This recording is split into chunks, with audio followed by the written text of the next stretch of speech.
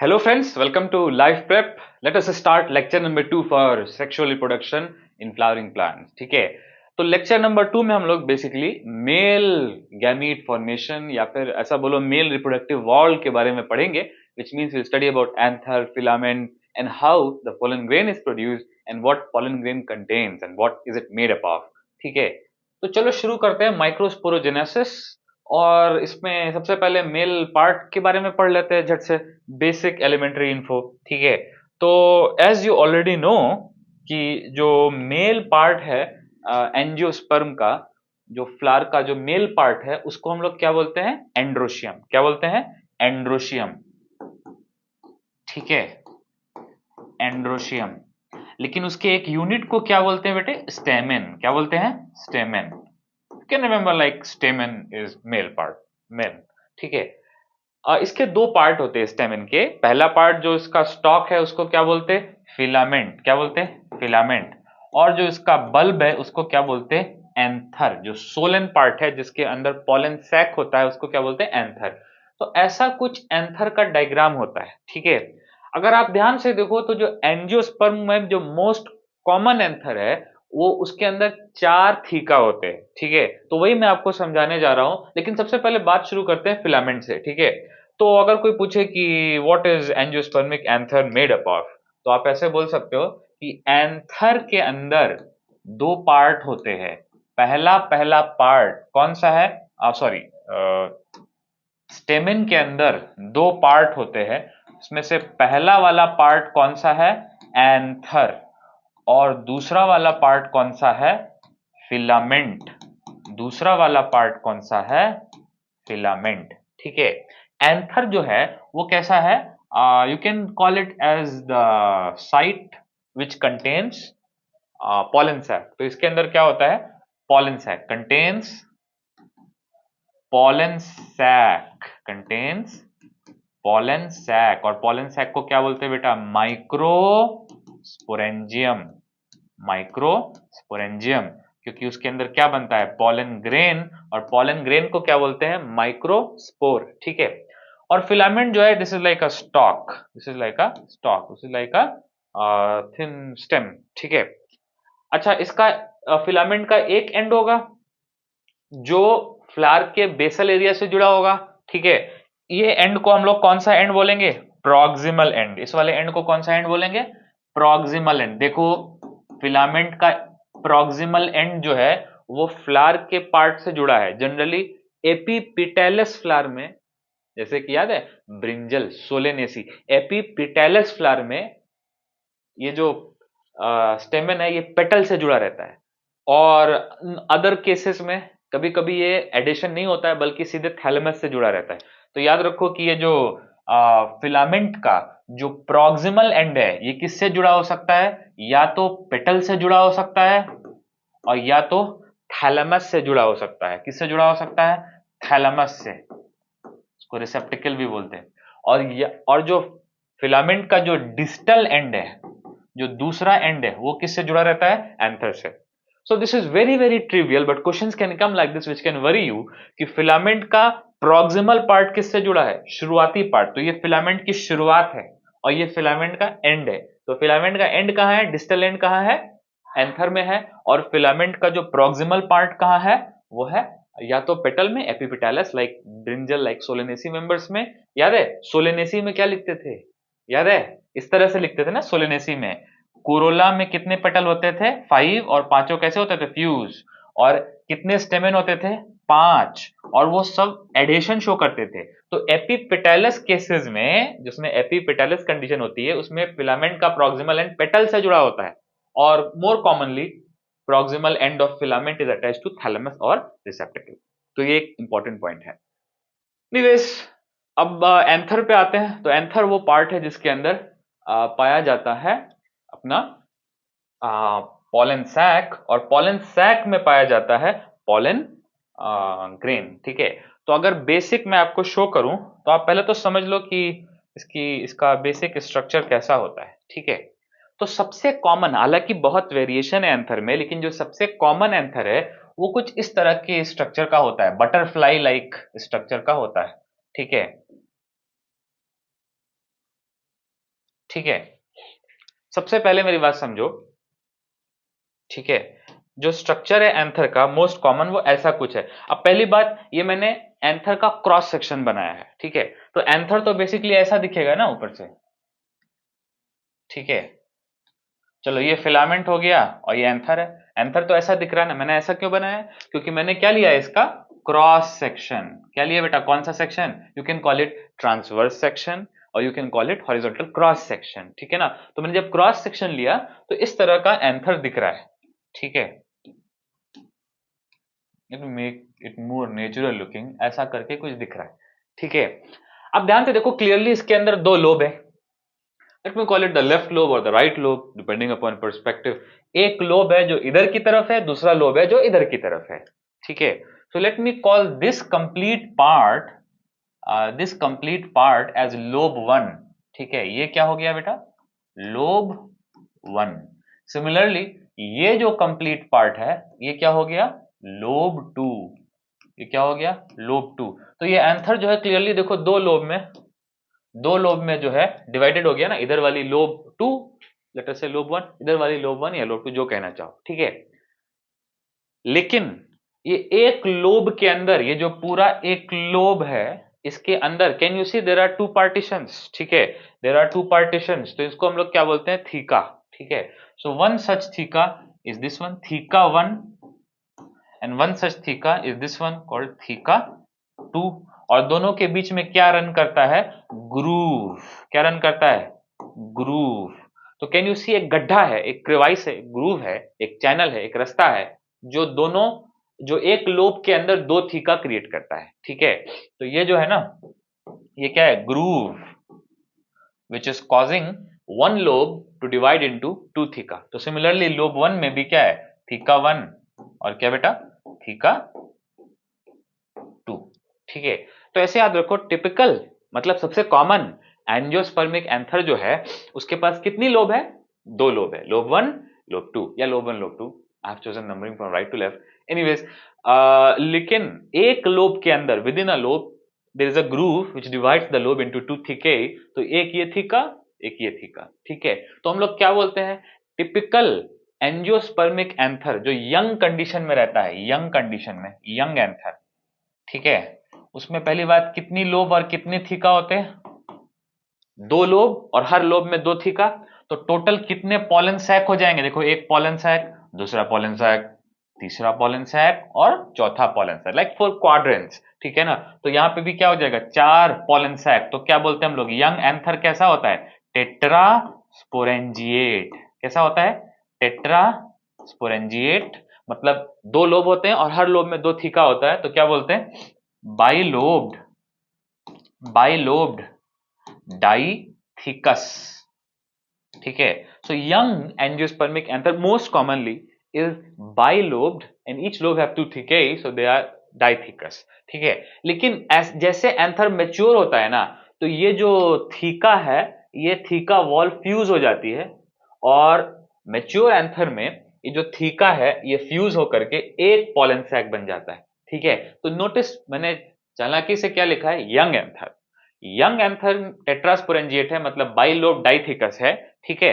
As anther matures, the theca within a lobe, not between two lobes, the theca within a lobe fuse to form a common microsporangium, ठीक है ना। तो ये बात लिख लो बेटा, बहुत इंपॉर्टेंट पॉइंट है, राइट डाउन, रुपया पैसा dollar note, write down. In mature anther, in mature anther, ठीक है, थीके ऑफ वन लोब, एक लोब के थीके क्या हो जाते हैं, fuse to form a common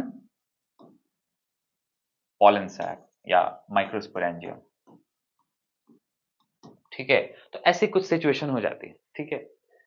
now we are more interested to learn about this part.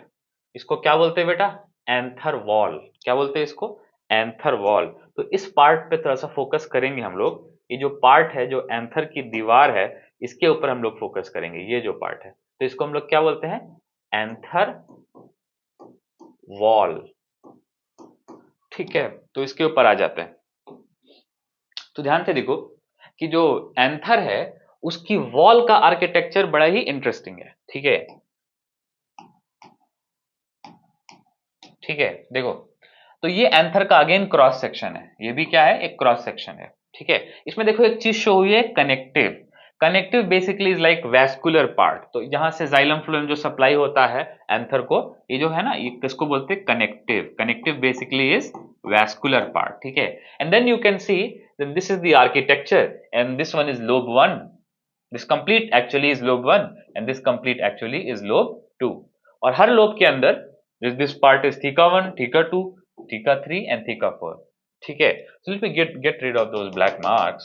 ठीक है, हाँ, तो अगर आप देखो तो ये लेयर्स जो है, कुछ लेयर्स जो है अच्छे से सराउंड कर रही है इसको, वही मुझे आपको समझाना है कौन सी लेयर कैसे सराउंड कर रही है। ठीक है, तो देखो सबसे बाहर की जो लेयर होती है उसको क्या बोलते हैं, एपिडर्मिस। ठीक है, एपिडर्मिस।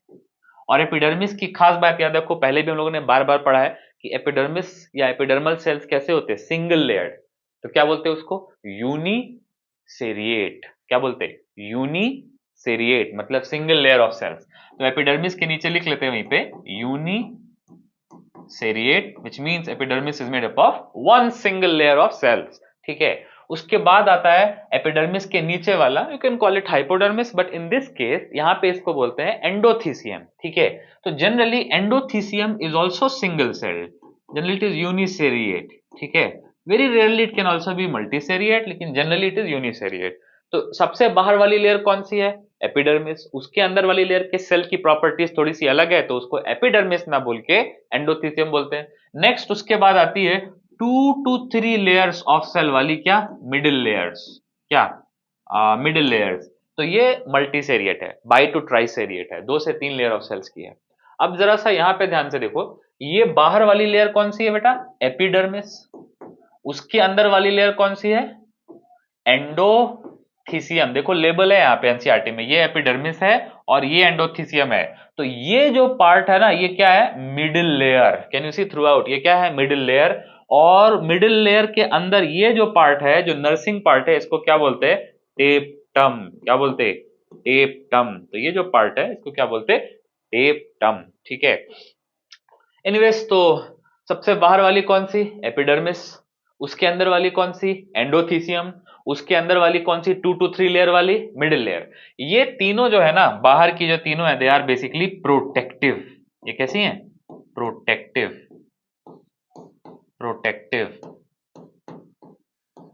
ठीक है, और ये जो है टेप्टम, ये नरिशिंग होती है। तो उसके बाद जो नेक्स्ट लेयर है टेप्टम, this is also generally single layered, but this is nourishing. इसके बारे में बहुत बताना है मुझे आपको। और उसके अंदर क्या चालू हो जाता है, वो टिश्यू जो पॉलन ग्रेन बनाएगा, और वो टिश्यू जो पॉलन ग्रेन बनाएगा इसको क्या बोलते हैं हम लोग, स्पोरोजीनस टिश्यू। स्पोरोजीनस टिश्यू क्या बनाएगा आगे चल के, forms pollen grain, forms pollen grain. और पॉलन ग्रेन जो सेल्स बनाते हैं उन सेल्स को हम लोग क्या बोलते हैं, पॉलन मदर सेल। तो पॉलन मदर सेल भी कहां पाया जाएगा, स्पोरोजिनस टिश्यू से ही बनेगा। ठीक है, तो अगर मैं इसका कार्टून बनाऊं, if I just try to draw my version of the same diagram, which I promise would be slightly more convincing, तो ऐसा कुछ आर्किटेक्चर देखने के लिए मिलता है। सबसे बाहर की तरफ क्या देखने के लिए मिलता है, एपिडर्मिस। ये जरूर बना लो बेटा, एपिडर्मिस। एपिडर्मिस कैसा है, यूनी सेरिएट। ठीक है, उसके बाद नेक्स्ट लेयर कौन सी देखने के लिए मिलती है, endothecium. Endothecium generally, generally endothecium भी कैसी है, यूनी सेरिएट। ठीक है, उसके बाद आती है 2 to 3 लेयर्स ऑफ सेल वाली, इसको क्या बोलते हैं हम लोग, टेप्टल लेयर या फिर टेप्टम। ठीक, I am sorry, middle layer, इसको क्या बोलते हैं, मिडिल लेयर। और मिडिल लेयर जो है ये 2 to 3 लेयर ऑफ सेल्स की है। ठीक है, 2 to 3 layers of, this is not uniseriate. ठीक है ना, इन तीनों का जो फंक्शन है, so the function of all 3 of them is protection. तो ये डेवलपिंग पॉलन ग्रेन को क्या करते हैं, प्रोटेक्ट करते हैं। So you can write here protective. ठीक है, अब इसके अंदर जो आएगा वो न्यूट्रिटिव आएगा, तो generally can be multicelled but generally single layer. ये कौन सा आता है बेटा? टेप्टम, टेप्टम, ठीक है। टेप्टम को आप टेप्टल लेयर भी बोल सकते हो, टेप्टल लेयर, ठीक है। और टेप्टल लेयर जो है ये बहुत इंपॉर्टेंट है क्योंकि ये न्यूट्रिटिव है। क्या है? न्यूट्रिटिव है, ठीक है। और ये पॉलन ग्रेन के मैच्योरेशन के लिए जरूरी है, ये न्यूट्रिशन प्रोवाइड करती है, बहुत सारे सिक्रीशन प्रोवाइड करती है जो अंदर डेवलपिंग पॉलन ग्रेन को चाहिए, ठीक है। और लास्ट में जो सबसे इनर पार्ट है और सबसे सेक्रेट पार्ट है पॉलन ग्रेन का, वो एंथर का, जहां पे पॉलन ग्रेन बनता है एक्चुअली, उसको क्या बोलते हैं? Sporogenous tissue. क्या बोलते हैं? Sporogenous tissue. और स्पोरोजीनस टिश्यू क्या बनाता है बेटा? पॉलन मदर सेल बनाता है। क्या बनाता है? Pollen mother cell. और पॉलन मदर सेल क्या बनाता है? पॉलन ग्रेन या फिर माइक्रोस्पोर। अभी ये देखेंगे जस्ट थोड़ा देर में, ठीक है।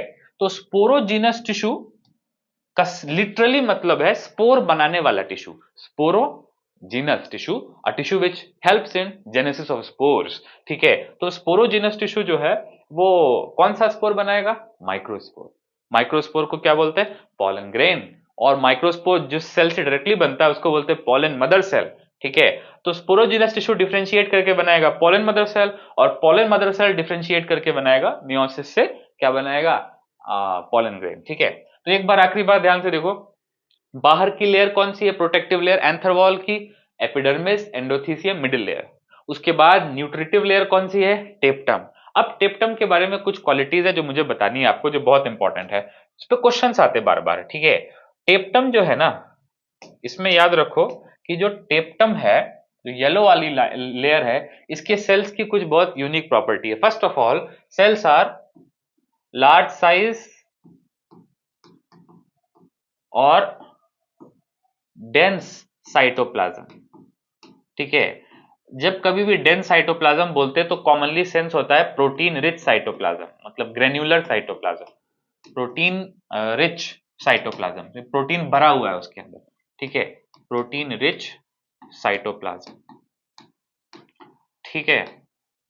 और ये और किस में ट्रांसलेट होता है? इसके पास याद रखो दो न्यूक्लियस होते हैं generally.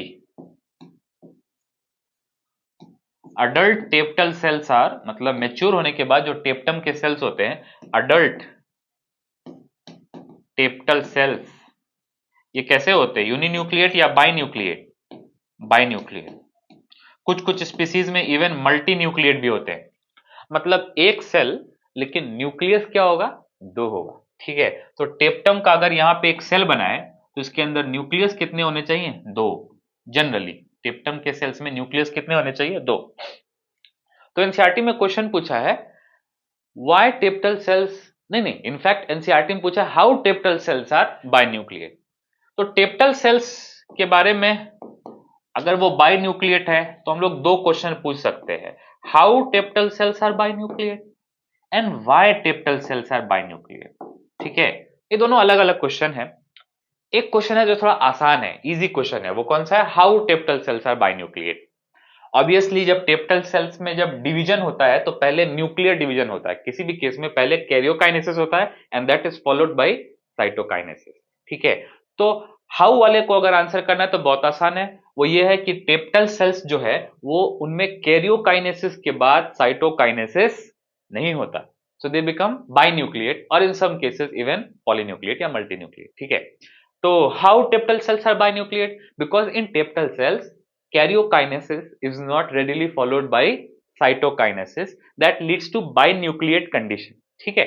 Let me also try to answer the more difficult question which is why teptal cells are binucleate। क्यों आखिर टेप्टल सेल्स बाइन्यूक्लिएट है? तो इसका भी आंसर अगर देना चाहे, although this is very hard to answer why kind of questions in biology, लेकिन व्हाई का एक रीजन ये समझ में आता है कि more nucleus basically means more RNA, more RNA if produced will lead to more protein synthesis। तो क्योंकि इसका काम न्यूट्रिटिव है, क्योंकि इसका प्रोटीन सिंथेसिस और जो प्रोडक्शन है और जो सिक्रीशन है वो ज्यादा होना है, इसलिए एक न्यूक्लियस से इसको काम नहीं जमता, it requires to. So nature has selected that plants with binucleate tapetum are actually more efficient than plants with uninucleate tapetum, and that led to natural selection of plants with binucleate tapetum. ठीक है, तो how tapetal cells are binucleate? Because karyokinesis is not readily followed by cytokinesis. And why tapetal cells are binucleate?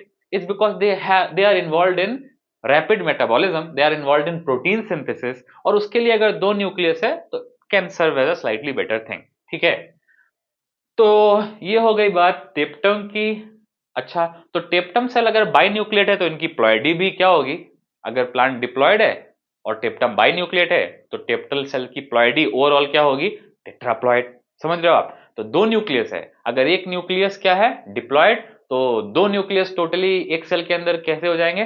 Tetraploid. ठीक है, तो अगर number of chromosomes की बात करो तो एक जो टेप्टल सेल है उसके अंदर जो नंबर ऑफ क्रोमोसोम होगी वो पूरे प्लांट के डिप्लॉयड क्रोमोसोम नंबर का 2 टाइम्स होगी, क्योंकि दो न्यूक्लियस है ना. This is very very trivial and suggestive, इसमें कुछ समझाने का नहीं है. और अंदर वाला जो इंपॉर्टेंट पार्ट है, जो सीक्रेट पार्ट है, जहां पे पोलन ग्रेन बनता है और इवेंचुअली पोलन ग्रेन के अंदर गैमीट बनता है, वो पार्ट कौन सा है बेटे? Sporogenous tissue.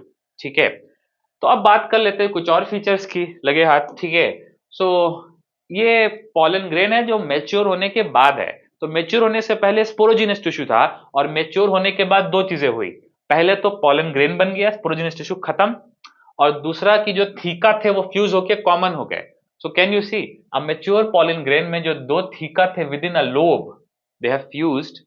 तो इसीलिए उनको थीका बोलते हैं, क्योंकि eventually they fuse, they are not permanent like lobe. Lobe तो परमानेंट है, लेकिन थीका क्या था? It was temporary. और जब ये लोब फ्यूज हो गए, जब ये थीका फ्यूज हो गए, at the same time development pollen grain का हो गया. तो अब हम लोग देखेंगे कि कैसे यहाँ पे जो स्पोरोजिनस टिश्यू है वो चेंज होके बनाता है बेसिकली पोलन ग्रेन. और पोलन ग्रेन के बारे में फॉर्मेशन से पहले याद रखो, पोलन ग्रेन के बड़े अलग अलग स्ट्रक्चर होते हैं, यूनिक स्ट्रक्चर होते हैं. They are generally spherical. ठीक है, they can come in various shapes, लेकिन याद रखो कि जनरली कैसे होते हैं? स्पेरिकल. तो ये जरूर से कहीं पे लिख लेना कि पोलन ग्रेन की सबसे कॉमन शेप क्या है? Generally spherical. और पोलन ग्रेन की जो साइज पैरामीटर है वो क्या है? 25 to 50 micrometer. 25 to 50 micrometer diameter के होते हैं. ठीक है, फॉर कंपैरिजन आरबीसी जो होता है वो 7 माइक्रोमीटर के डायमीटर का होता है. सो कैन यू सी कि pollen grains are still at least 5 times bigger than RBCs. ठीक है, तो पोलन ग्रेन जो है they are comparatively large. In fact most plant cells are larger than animal cells, except for some cells like female gamete and nerve cell. Other normal human cells are generally smaller, or animal cells are generally smaller than normal plant cells. ठीक है, तो pollen grain बहुत बहुत shape size में आते हैं. ये सारे के सारे इलेक्ट्रॉन माइक्रोग्राफ है पोलन ग्रेन के, और जनरली इनकी शेप कैसी होती है? Spherical with different architectures. अभी आर्किटेक्चर्स कैसे आते हैं? ये आउटर लेयर की वजह से आते हैं, जो मैं बताऊंगा अभी आपको. लेकिन याद रखो कि shape is generally not very elongated, generally is their shape is very very sensible, which is spherical. और इसका डायमीटर कितना रहता है? 25 to 50 micrometer. these are not my data, these are NCERT information. ठीक है, तो अब बात कर लेते हैं कि कैसे एक्चुअली पोलन ग्रेन बनता है. ठीक है, तो इस प्रोसेस को हम लोग क्या बोलते हैं? माइक्रोस्पोरोजेनेसिस. और ये हम लोग के आज के लेक्चर का मेन सबसे इंपॉर्टेंट टॉपिक है, microsporogenesis. Let us talk about microsporogenesis. तो सबसे पहले याद रखो कि शुरुआत में अपने पास क्या था? Sporogenous tissue. यही था ना बेटे अपने पास? अरे एंथर में टेप्टम के अंदर क्या था? Sporogenous tissue. वो टिश्यू जो आगे चल के माइक्रोस्पोर बनाएगा, जिसका फेट फिक्स्ड है कि वो आगे चल के माइक्रोस्पोर ही बनाएगा. सो let us talk about it कि स्पोरोजीनस टिश्यू सबसे पहले क्या करेगा? डिफरेंशिएट. और क्या बना देगा बेटा? Pollen mother cell. क्या बना देगा? Pollen mother cell, PMC. PMC का फुल फॉर्म क्या है? Pollen mother cell. और पोलन मदर सेल को ही हम लोग बोलते हैं microspore mother cell. They are exactly the same, two names for exactly the same thing. Microspore mother cell is exactly same as pollen mother cell. और याद रखो कि मेन प्लांट बॉडी तो डिप्लॉयड होता है ना एंजियोस्पर्म का। तो जब तक मियोसिस हो ना जाए तब तक सारे सेल्स डिप्लॉयड रहेंगे। मतलब पूरा का पूरा फ्लावर क्या है, डिप्लॉयड, जब तक मियोसिस ना हो। पूरा का पूरा एंथर क्या है, डिप्लॉयड। पूरा का पूरा स्पोरोजिनस टिश्यू क्या है, डिप्लॉयड। तो शुरू में स्पोरोजिनस टिश्यू भी क्या रहता है, नॉर्मल प्लांट में ये भी क्या रहता है, डिप्लॉयड रहता है। और पॉलन मदर सेल भी क्या रहता है, डिप्लॉयड रहता है। लेकिन पॉलन मदर सेल की खास बात है कि ये क्या है बेटा, ये मियोसाइट है। क्या है बेटा, मियोसाइट। मतलब ये वो सेल है जिसमें क्या होगा, मेयोसिस। ठीक है। और जब इसमें मेयोसिस होगा तो ध्यान से देखो, इसमें जब मेयोसिस होगा तो सेल्स बनेंगे जिनको क्या बोलते हैं हम लोग, माइक्रोस्पोर। और मेयोसिस में 1 से 4 बनते हैं और डिप्लॉयड से हैप्लॉयड बनते हैं। ठीक है। तो 1 से 4 बनेंगे और इस तरह से चिपके हुए सेल्स रहेंगे, इनको क्या बोलते हैं, माइक्रोस्पोर टेट्राड। क्या बोलते हैं, microspore tetrad. Why we call them as tetrad? Because generally 4 of them coalesce in this manner. ये ट्राइगोनल या फिर ऐसे बोलो टेट्राहेड्रल मैनर में ये कोलेस्क रहते हैं, चिपके रहते हैं, इसलिए इनको क्या बोलते हैं, माइक्रोस्पोर टेट्राड। ऑब्वियसली मियोसिस में एक डिप्लॉयड सेल से 4 हैप्लॉयड सेल बनते हैं। तो फर्स्ट ऑफ ऑल ये सेल कैसे होंगे, हैप्लॉयड, और इनका नंबर क्या हो जाएगा, into 4। So if you start with one pollen mother cell, you will get basically 4 microspores। और इसको ऐसे भी बोल सकते हैं, one pollen mother cell will produce 1 microspore tetrad, but these cells are haploid and pollen mother cell was obviously diploid। फिर धीरे धीरे एनसीईआरटी में लिखा है कि ये जो इसका जो जेली लाइक मटेरियल है जो इनको चिपकाए हुए है वो ड्राई हो जाएगा और ये क्या हो जाएंगे, सेपरेट हो जाएंगे। तो ये इंडिविजुअल किसमें कन्वर्ट हो जाएंगे, माइक्रोस्पोर में। किसमें कन्वर्ट हो जाएंगे, माइक्रोस्पोर में। अब देखो माइक्रोस्पोर टेट्राड के सेल्स हैप्लॉइड है, तो जो एक माइक्रोस्पोर अलग निकलेगा वो भी कैसा रहेगा, हैप्लॉइड रहेगा। और फिर इसके अंदर गैमीट का फॉर्मेशन होगा। और कैसे होगा वो 2 स्टेप में होगा, मैं समझाने जा रहा हूं। ठीक है। तो यहां से सीड बेल्ट बांध लो, ये इंपॉर्टेंट टॉपिक शुरू हो रहा है। तो माइक्रोस्पोर जो है वो अब एनसीईआरटी ने यहां से उठाया है। एनसीईआरटी ने पॉलन मदर सेल से नहीं शुरू किया है। एनसीईआरटी ने कहां शुरू किया, माइक्रोस्पोर टेट्राड से शुरू किया। फिगर देखो। ठीक है। और माइक्रोस्पोर टेट्राड का जब एक सेल आएगा इस तरह से, तो इसको आप क्या बोल सकते हो, डेवलपिंग माइक्रोस्पोर या फिर मैच्योरिंग माइक्रोस्पोर। ये क्या है, मैच्योरिंग माइक्रोस्पोर है। क्या है बेटा, मैच्योरिंग माइक्रोस्पोर है। ठीक है। और ये जो न्यूक्लियस है इसका, ये कैसा होगा, हैप्लॉइड। ठीक है। और इसके अंदर रिजर्व फूड होता है वैक्यूल के अंदर। ठीक है। उसके बाद इसके अंदर माइटोसिस होता है। यस, देखो शुरू में क्या हुआ, पॉलन मदर सेल में मियोसिस हुआ, तो यहां पे क्या हुआ बेटा, मेयोसिस। ठीक है। तो एक से क्या बने, 4, चारों हैप्लॉइड। लेकिन अभी क्या होगा, माइटोसिस। ठीक है। और माइटोसिस जब होगा तो हैप्लॉइड से हैप्लॉइड ही बनेंगे, लेकिन एक सेल से 2 सेल बन जाएंगे ना। तो अभी माइक्रोस्पोर के अंदर एक ही सेल है, लेकिन इसके अंदर जब माइटोसिस होगा तो एक हैप्लॉइड सेल से 2 हैप्लॉइड सेल बन जाएंगे। माइटोसिस में एक हैप्लॉइड सेल से 2 हैप्लॉइड सेल बन जाएंगे। So start with 1 haploid cell and you get 2 haploid cell. और अगर ध्यान से देखो तो ये माइटोसिस सिमेट्रिक है या एसिमेट्रिक है, ये माइटोसिस बेसिकली एसिमेट्रिक है। इसके अंदर स्पिंडल फाइबर जो बन रहे हैं वो एसिमेट्रिक है, मतलब एक सेल थोड़ा छोटा रहेगा, दूसरा सेल थोड़ा बड़ा रहेगा। Just like human female gamete में क्या होता है, पोलर बॉडी बनता है, first polar body and secondary oocyte, उसके बाद सेकेंड पोलर बॉडी ओवम। ठीक है। तो कभी कभी ऐसा होता है डिवीजन जो होते हैं वो एसिमेट्रिकल होते हैं, मतलब सेल डिवीजन में एक सेल छोटा बनेगा, दूसरा सेल बड़ा बनेगा। लेकिन यहाँ पे मियोसिस हो रहा है या माइटोसिस, देखो मियोसिस पहले हो चुका, अभी क्या हो रहा है, माइटोसिस हो रहा है। तो यहाँ पे एरो बना के झट से आप लिख लो, एसिमेट्रिक माइटोसिस। क्या बेटा, एसिमेट्रिक माइटोसिस।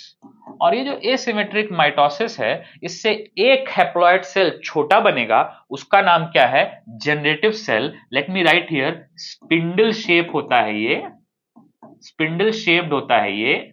और कैसा होता है, स्मॉल होता है ये, स्पिंडल शेप होता है और कैसा होता है, स्मॉल होता है ये। ठीक है। और दूसरा सेल बड़ा बनेगा, इसको क्या बोलते हैं, वेजिटेटिव सेल, ये लार्ज होता है।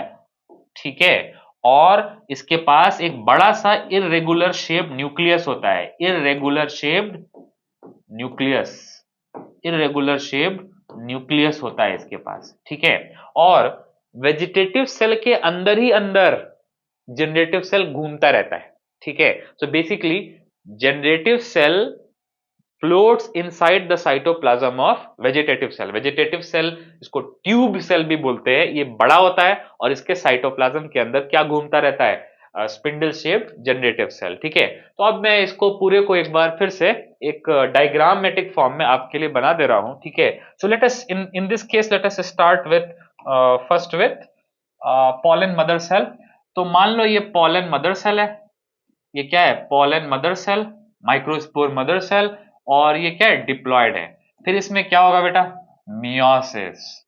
क्या होगा इसमें, मियोसिस। तो क्या बनेगा, 4 माइक्रोस्पोर बनेंगे, इसको क्या बोलते हैं आप, माइक्रोस्पोर टेट्राड। क्या बनेंगे, माइक्रोस्पोर टेट्राड।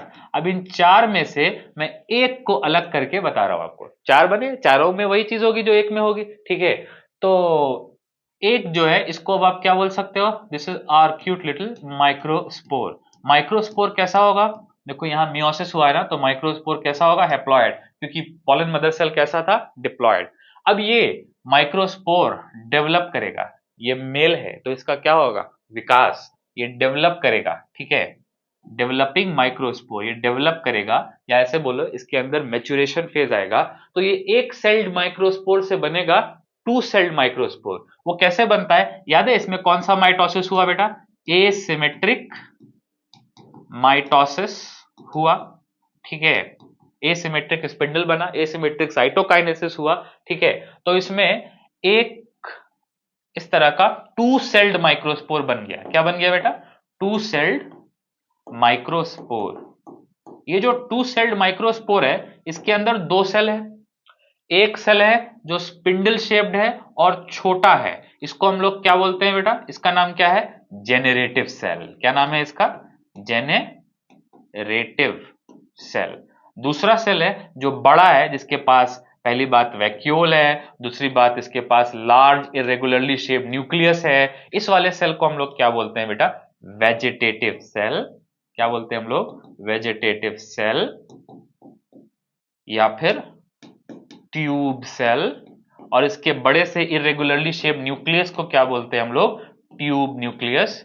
ट्यूब कहां से आया, यूट्यूब से आया या पॉलन ट्यूब से आया, ऑब्वियसली इसको, ये जो ट्यूब आ रहा है ये पॉलन ट्यूब से आ रहा है, क्योंकि ये पॉलन ट्यूब में पहले जाएगा। ठीक है, तो आप ऐसे याद रख सकते हो कि first of all generative cell and vegetative cell both of them are haploid.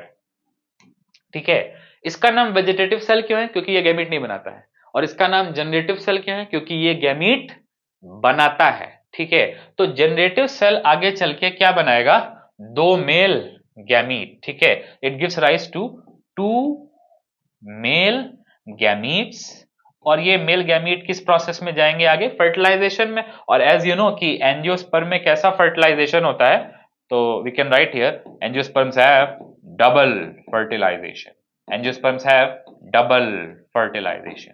ठीक है, ये अभी कहानी पूरी नहीं हुई है, क्योंकि इस स्ट्रक्चर के ऊपर 2 सेल्ड माइक्रोस्पोर के ऊपर लेयर्स आती हैं। ठीक है, तो मैं एक बार आखिरी बार फिर से बनाऊंगा 2 सेल्ड, लेकिन इस बार थोड़ा बड़ा बनाऊंगा। ठीक है, तो देखो ये क्या है बेटा, वेजिटेटिव सेल का लेट अस से वैक्यूल, ये क्या है, वेजिटेटिव सेल का न्यूक्लियस, ये वेजिटेटिव सेल का साइटोप्लाज्म, और ये है उसके अंदर, वेजिटेटिव सेल के अंदर ही पाया जाता है generative cell, which is spindle shape generative cell. ठीक है, तो ये 2 सेल्ड माइक्रोस्पोर है, both the cells are haploid, which means this nucleus is haploid and this nucleus is also haploid. This one is nucleus of generative cell and this one is nucleus of vegetative cell. ठीक है, अभी क्या होगा कि इसके बाहर एक layer आ जाती है। ठीक है, इस तरह से एक लेयर आ जाती है, और ये जो लेयर है ये 2 केमिकल्स की बनी हुई है, सेल्यूलोज और पेक्टिन की बनी हुई है, सेल्यूलोज की और पेक्टिन की बनी हुई है। और इस लेयर को हम लोग क्या बोलते हैं बेटा, इंटाइन। क्या बोलते हैं, इंटाइन। ठीक है, अंदर की लेयर, ऑल्दो ये बाहर है, लेकिन अभी देखेंगे इसके बाहर एक और है, तो बाहर वाली के रिस्पेक्ट में ये क्या हुआ, इंटाइन। ठीक है, नेक्स्ट इसके बाद एक लेयर और आएगी। ठीक है, तो एक लेयर और आएगी। तो देखो याद है अभी हम लोग पैटर्न्स के बारे में सुने ना, कि pollen grains can have various pattern, जो फोटो दिखाई थी अभी इलेक्ट्रॉन माइक्रोग्राफ की, तो वो जो पैटर्न आता है वो इस बाहर वाली लेयर्स की वजह से आता है। ठीक है। इसको हम लोग क्या बोलते हैं, ये बाहर वाली लेयर का नाम है इसका एक्साइन। अरे इसका नाम क्या था, इंटाइन, तो इसका नाम क्या है एक्साइन। इसका नाम क्या है इंटाइन, तो इसका नाम क्या है बाहर वाले का एक्साइन, ठीक है। और एक्साइन जो है एक ग्लाइकोलिपिड की बनी होती है। ग्लाइकोलिपिड मतलब कार्बोहाइड्रेट प्लस लिपिड, ऐसे एक केमिकल की बनी होती है जिसका नाम है स्पोरोपोलेनिन। स्पोरोपोलेनिन। और याद रखो स्पोरोपोलेनिन नीट का फेवरेट क्वेश्चन है, बहुत बार क्वेश्चन आते हैं स्पोरोपोलेनिन पे। तो sporopollenin is a glycolipid which is found in outer layer of two-celled pollen grain. Exine of pollen grain is primarily, not 100%, but primarily, mainly made up of sporopollenin. तो pollen grain के जो बाहरी वाली layer है exine, वो almost completely किसकी बनी है, स्पोरोपोलेनिन की बनी है। स्पोरोपोलेनिन एक तरह का ग्लाइकोलिपिड है, ग्लाइकोलिपिड है। और ये जो स्पोरोपोलेनिन है ये बेसिकली इंपॉर्टेंट है सपोर्ट देने के लिए और इसको सरवाइव करने के लिए, पॉलन ग्रेन को सरवाइव करने के लिए, क्योंकि नेचर का सबसे रोबस्ट, सबसे एंड्यूरिंग, सबसे मजबूत कंपाउंड क्या है, sporopollenin. So you can remember it like this, that sporopollenin is extremely resistant to temperature, extremely resistant to alkalinity and acidity.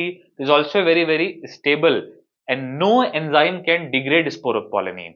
तो आप याद रखो कि स्पोरोपोलेनिन जो है ये टेम्परेचर स्टेबल है, तो मैं यहां लिख दे रहा हूं इट इज हीट स्टेबल, ठीक है ना, हीट स्टेबल है। It is also acidity stable, it is also alkalinity stable, strong alkali भी कुछ नहीं कर सकते इसका। It is also alkali stable and it is also no enzyme can digest it, तो it is hydrolysis stable, hydrolysis नहीं होता है इसका, so this is hydrolysis stable. तो आप याद रखो कि sporopollenin which is found in exine pollen grain is one of the most resistant natural compounds known. तो वन ऑफ द, लिख लो यहां पे, one of the most resistant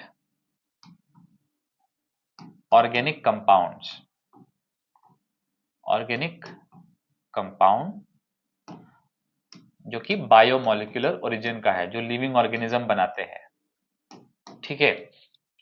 और अंदर वाली लेयर किसकी है, सेलुलोज की और पेक्टिन की, ठीक है। और याद रखो कि एक्साइन अगर बाहर से इतनी मजबूत है तो ये इसके अंदर का मटेरियल आखिर बाहर कैसे आएगा, तो याद रखो इसके अंदर का मटेरियल बाहर आने के लिए क्या पाया जाता है, जर्म पोर, ठीक है। तो ओपनिंग पाया जाता है, ओरिफाइस पाया जाता है, डाइकॉट्स में क्या पाया जाता है, टू जर्म पोर्स, दो जर्म पोर पाए जाते हैं, जैसे मैंने बनाया यहां पे इस तरह के, ठीक है। और मोनोकॉट्स में क्या पाया जाता है, मोनोकॉट के पोलन में क्या पाया जाता है, वन जर्म फरो, एक जर्म फरो पाया जाता है, मतलब एक लंबा सा ट्यूबुलर स्ट्रक्चर पाया जाता है। डाइकॉट में दो पाया जाता है, जर्म पोर्स बोलते हैं, मोनोकॉट में एक ही पाया जाता है इलोंगेटेड, उसको क्या बोलते हैं, जर्म फरो। तो ये टू सेल्ड पॉलन है। अगर आप ध्यान से देखो तो वेजिटेटिव सेल जेनेटिव सेल के बीच में एक लेयर होती है जो कि कैलोज रिच होती है, तो यहां पे लिख दे रहे हैं कैलोज लेयर। कैलोज सेलुलोज से मिलता जुलता एक ग्लूकन है, cellulose is beta 1,4 glucan, callose is beta 1,3 glucan. तो ये सेलुलोज का इजीली डाइजेस्टेबल वर्जन है, ठीक है। तो ये हुआ टू सेल्ड पॉलन। अगर आप ध्यान से देखो तो इसके अंदर मेल गैमीट अभी नहीं दिख रहा है, बल्कि इसके अंदर क्या दिख रहा है, जनरेटिव सेल और वेजिटेटिव सेल। जनरेटिव सेल आगे फर्दर डिवाइड करके क्या बनाता है, दो मेल गैमीट। तो एक इंपॉर्टेंट पॉइंट यह है कि मेजॉरिटी ऑफ एंजियोस्पर्म में ये जो टू सेल्ड पॉलन है, इसी स्टेज पे पॉलन एंथर से निकल जाता है, ठीक है। तो एक पॉइंट लिख लो, in majority of, in majority, majority मतलब more than 60% of angiosperms, pollen grain is released at two-celled stage. Pollen grain is released at कौन सी स्टेज, टू सेल्ड स्टेज, जिसमें एक सेल कैसा है, जेनरेटिव, और दूसरा सेल कैसा है, वेजिटेटिव, ठीक है।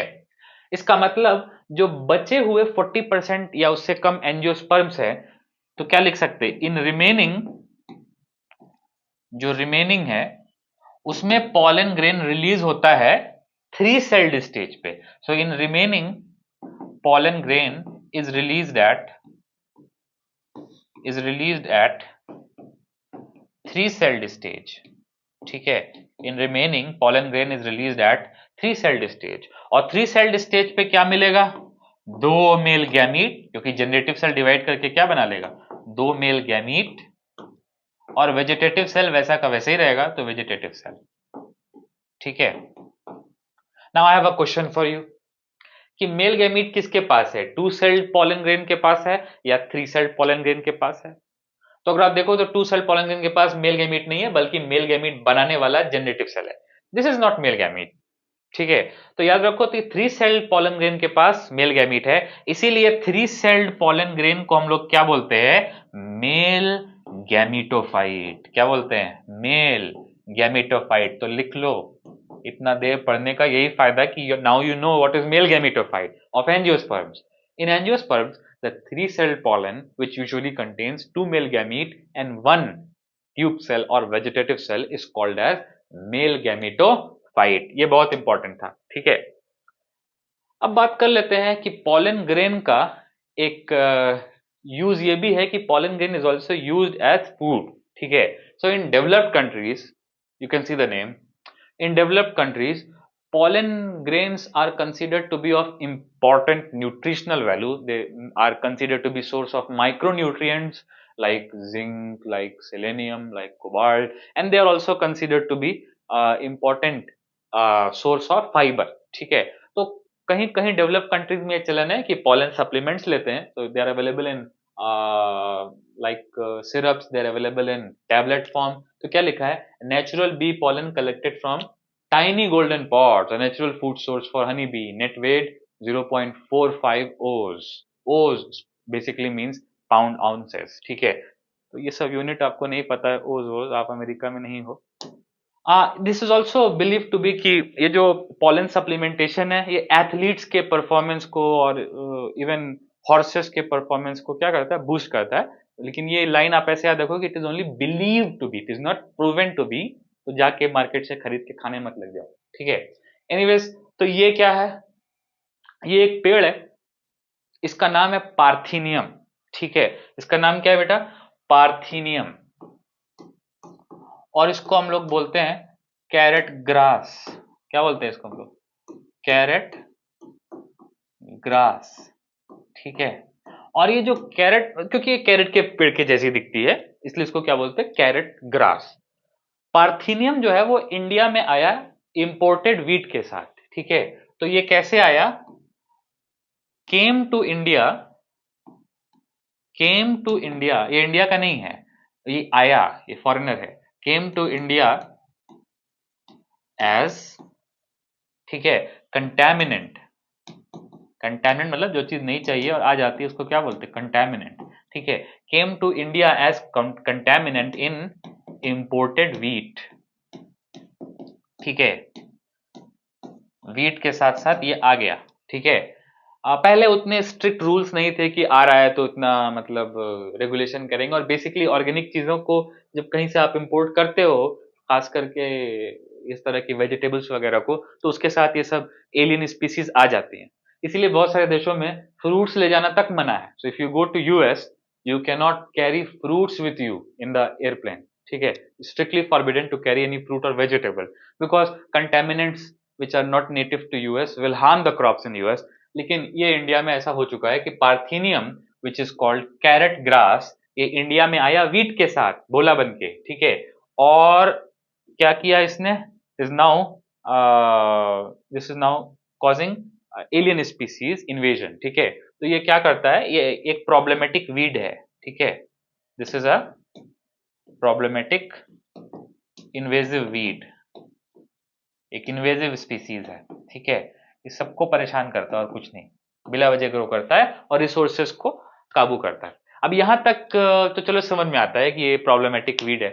लेकिन इसकी जो सबसे खतरनाक प्रॉब्लम है वो ये है कि इसका जो पॉलन है वो पॉलन एलर्जी कॉज करता है। ठीक है, मतलब ह्यूमन बींग्स का जो रेस्पिरेटरी ट्रैक्ट है उसमें जब ये पॉलन जाता है तो वहां पे डीग्रेनुलेशन होता है मास्ट सेल का, तो उसमें एलर्जी होती है। लाइक फॉर एग्जांपल उसमें स्नीजेस आती है, और यहां तक सिर्फ स्नीजेस तक इशू नहीं है, it can also cause chronic exposure of parthenium pollen can cause bronchitis, मतलब इन्फ्लेमेशन ऑफ लंग, वो सीवियर है। ठीक है, तो याद रखो आप कि parthenium came to India as a contaminant with imported wheat and it is associated with causing is important. It can cause tracheitis, bronchitis, ठीक है, जिसको आप लोग क्या बोल सकते हो, chronic inflammation of pulmonary tubes. ठीक है, और ये बेसिकली अपर इन्फेक्शन ही है, लेकिन फिर भी can cause severe issues with people. ठीक है, जिसका रेस्पिरेटरी सिस्टम ऑलरेडी कॉम्प्रोमाइज है, स्पेशली जो एल्डरली है या जिसको पहले से निमोनिया है या अस्थमा है, उनके लिए ये फेटल हो सकता है। ठीक है, so a person with compromised pulmonary system can actually suffer loss of life because of पार्थिनियम्स pollen। तो जो पार्थिनियम का pollen है ये हवा में रहता है और बहुत से लोगों को ये pollen एलर्जी कॉज करता है in the form of bronchitis, in the form of tracheitis etcetera, जिसमें लंग इन्फ्लेम कर जाती है और उसका सीवियर इफेक्ट्स होते हैं। ठीक है, तो ये हो गया। लास्ट में एक पॉइंट एनसीईआरटी में, दो पॉइंट बस बचे हैं बेटा इस पॉइंट के, इसको भी पूरा कर देते हैं इसी लेक्चर में। वो ये पॉइंट है, पहला पॉइंट याद रखो कि कुछ पॉलन वायबिलिटी, कितने समय तक पॉलन ग्रेन निकलने के बाद फंक्शनल रहता है, तो pollen viability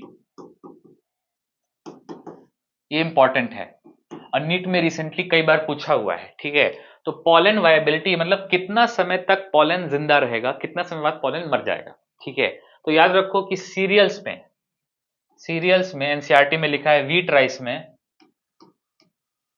serials example wheat rice, इसमें पॉलन ग्रेन निकलने के, ठीक है, 30 मिनट्स तक वायबल रहता है, 30 मिनट बाद पॉलन ग्रेन मर जाता है। ठीक है, तो सीरियल्स में is viable for, pollen grain is viable for 30 minutes.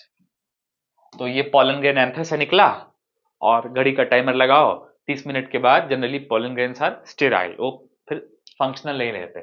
उसके बाद क्या आया, कुछ फैमिली का नाम दिया है।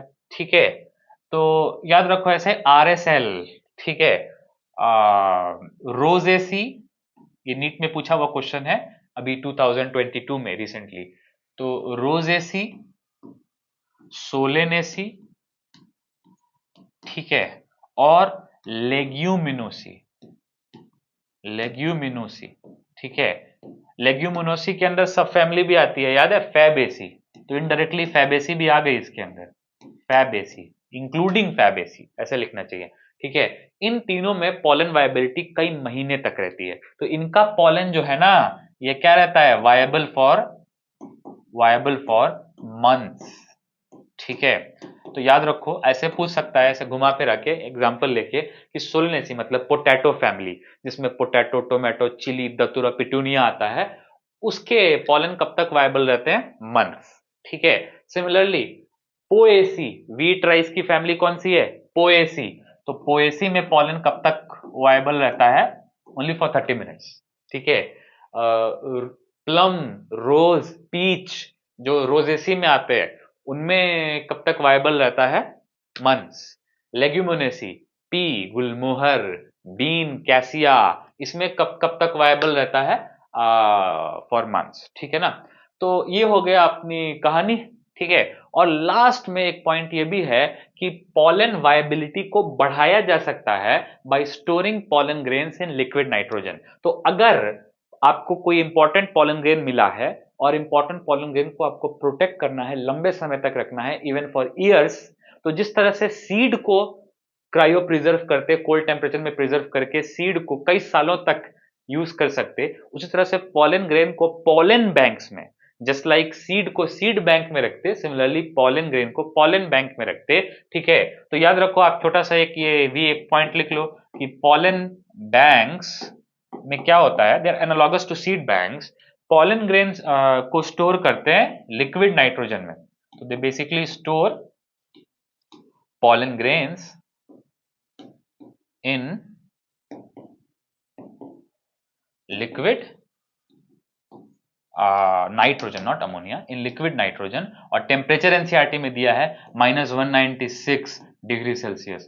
ठीक है, -196 degree Celsius is very cold. तो लिक्विड नाइट्रोजन में पॉलन ग्रेन्स को प्रिजर्व करते हैं और कई ईयर्स तक पॉलन ग्रेन को स्टोर कर सकते हैं without compromising with their viability, कि उनको कई सालों बाद अगर स्टिग्मा पे डाला जाए तो भी पॉलन ट्यूब बन जाए, तब भी फर्टिलाइजेशन होने के चांसेस मेंटेन रहे। ठीक है, तो आज हम लोगों ने बेटा पूरा ही देख लिया, male reproductive part and the microsporogenesis part. Thank you so much for watching this lecture. I hope you are enjoying this lecture and I also hope that you are solving assignment. Besides all of these, please make sure you keep watching because consistency is the key to success. Thank you so much. I'll see you around in the next video.